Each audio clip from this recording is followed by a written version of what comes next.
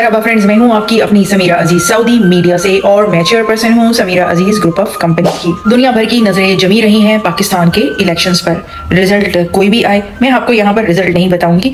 मैं आपको इस स्टोरी में ये बताना चाहती हूँ कि इन पाकिस्तानी इलेक्शन से पहले इतनी अफवाहें और गलत बयानात फैले, जहनों को इतना मुंतशिर किया गया कि दिमाग खराब हो गया। यहाँ तक के सरकारी नताइज के ऐलान से पहले ही मुख्तलिफ सियासी जमातों ने जश्न भी मना लिया। यहाँ तक कि बहुत सारे कैंडिडेट्स को फतह के लिए मुबारकबाद भी मिल गई और फिर पता चला कि मामला इसके बरक्स है, वो जीते नहीं हारे हैं। अब सवाल ये पैदा होता है कि अलग अलग किस्म के साजिशी नजरियात, गलत बयानात, अफवाहें, गलत मालूमात वगैरह वगैरह इलेक्शन के दौरान आखिर फैली कैसे। इलेक्शन के बाइकॉट के झूठे दावों, नामुनासिब बयानात, जाली वोटों, गलत मालूमात के फैलाव और वोटों की गिनती में ताखीर ने इन पाकिस्तानी इलेक्शंस को कंट्रोवर्शियल कर दिया है। Bytes for all Pakistan internet की निगरानी करने वाला एक इदारा है। उन्होंने मीडिया में ये बयान दिया कि गलत मालूमात के फैलाव में तमाम जमातों ने अपना अपना हिस्सा डाला है। दरअसल तमाम इंतखाबी अमल के अयाम के दौरान हुआ ये था कि पाकिस्तानी अथॉरिटीज की जानिब से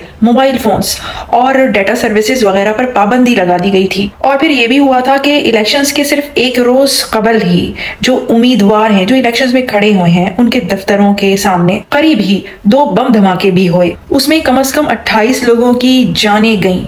तो फिर अथॉरिटीज की जानिब से जो मोबाइल फोन्स और डाटा सर्विसेज वगैरह पर पाबंदी लगाई गई थी, उसका एक जवाब बन गया। लेकिन फिर इस पाबंदी से हुआ ये कि सही मालूमात के लिए एक खला सा पैदा हो गया। जिसके जो मन में आई, जिसको जो पसंद हो, उसने वो कहना शुरू कर दिया, सेलिब्रेट भी करना शुरू कर दिया। और हुआ ये कि हम जैसे गैर मुल्की बैरूनी दुनिया के तजियाकारों को बहुत सारी चीजें तो समझ में ही नहीं आ रही थी। हम लोग बाहर से पाकिस्तान के इंतखाबात को देख रहे हैं और न्यूट्रल हैं, लेकिन जब मालूमात की तरसील ही इस कदर वेग मिलेगी, पता नहीं कि क्या सच है क्या झूठ है, तो फिर हम क्या कर सकते हैं। हमने देखा कि इमरान खान साहब की पार्टी की जानिब से धांधली के इल्जामात की यलगार कर दी गई, लेकिन जो ही उनकी हिमायत याफ्ता सियासतदानों की अच्छी कारकर्दगी इलेक्शंस में सामने आने लगी, यानी कि जब वो जीतने लगे, तो धांधली के इल्जामात की ये यलगार उनकी जानिब से बंद हो गई। सोशल मीडिया पर पाकिस्तान तहरीक-ए-इंसाफ और मुस्लिम लीग नून दोनों ही पार्टियों की जानिब से इलेक्शंस का बाइकॉट करने के झूठे दावों की पोस्टें धड़ाधड़ नजर आने लगी। इमरान खान साहब की तो आवाज भी रिलीज हुई जनाब,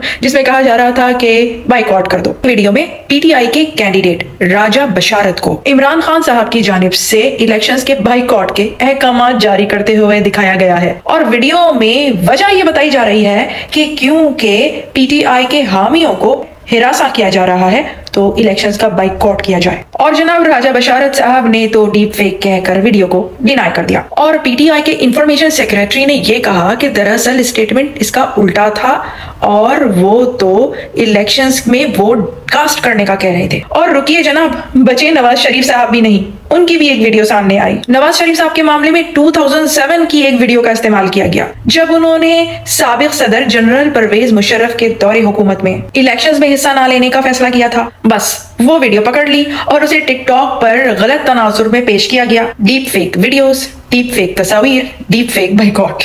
ओ माय गॉड, ऐसे कैसे चलेगा। सोशल मीडिया की पोस्टों में ऐसे ऐसे साजिशी दावे नजर आए कि फी अमान अल्लाह, किस पे यकीन करें किस पे ना करें। ये दावा सामने आया कि इलेक्शन कमीशन ने बड़ी तादाद में बैलेट पेपर्स प्रिंट करके रखे हुए हैं ताकि इलेक्शंस के रिजल्ट में धांधली करवा सके। पाकिस्तान के लोगों के लिए टिकटॉक तो ऐसा लगता है कि एक साजिशी दावों का गढ़ है।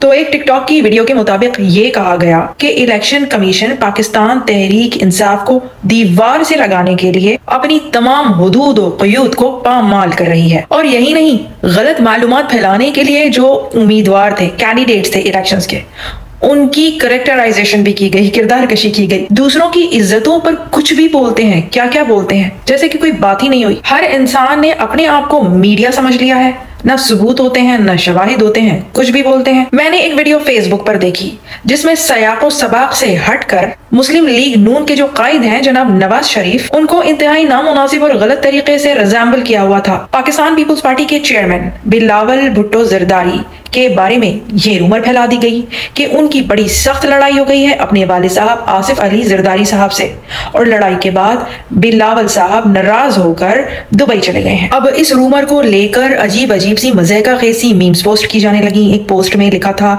जा रहा हूं बाबा, बड़ा होके आऊंगा। उनकी पार्टी के इंफॉर्मेशन सेक्रेटरी ने फिर ये बयान दिया कि बिलावल साहब अपने स्केड्यूल के मुताबिक दुबई गए हैं और उनकी अपने वालिद से कोई भी लड़ाई या बदमजगी हुई नहीं है। व्हाट्सएप पे वायरल होने वाला एक मैसेज भी मेरे मुशाहिदे से गुजरा। उस मैसेज में ये दावा किया गया था कि एक ऑनलाइन स्टोर है, उसमें सिर्फ 24 आवर्स में इमरान खान साहब की शक्ल वाला मास्क इस कदर फरोख्त हुआ कि उसकी तादाद 1 मिलियन तक पहुंच गई। उसके बाद उस ऑनलाइन स्टोर को मजबूरन ये अनाउंस करना पड़ा कि ये जो मास्क है ये आउट ऑफ स्टॉक हो गया है। जब मीडिया ने उस स्टोर से पूछा तो उन्होंने कहा कि हमारे पास तो ऐसा कोई स्टॉक फरोख्त किया ही नहीं जाता है। फिर स्टोर ने ऑफिशियल इस खबर की तरदीद भी अनाउंस की। ऐसा लगता है कि इलेक्शंस के बाइकॉट के जो ये झूठे दावे थे वो बस इसलिए किए गए थे ताकि इलेक्शंस का जो टर्न आउट है वो कम रहे।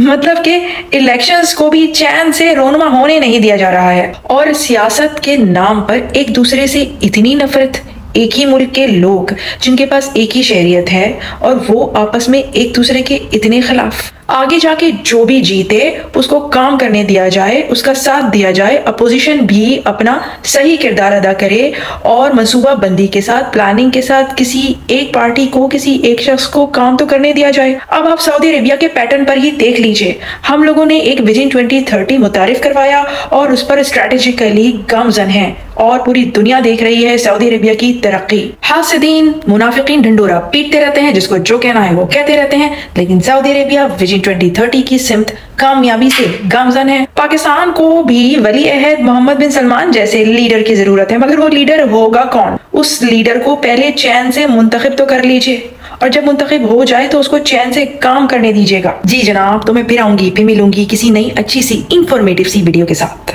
आप मुझे सब्सक्राइब करें, लाइक करें, मेरी वीडियोस शेयर करें। So till the next video, मास्सलामा, बाय बाय।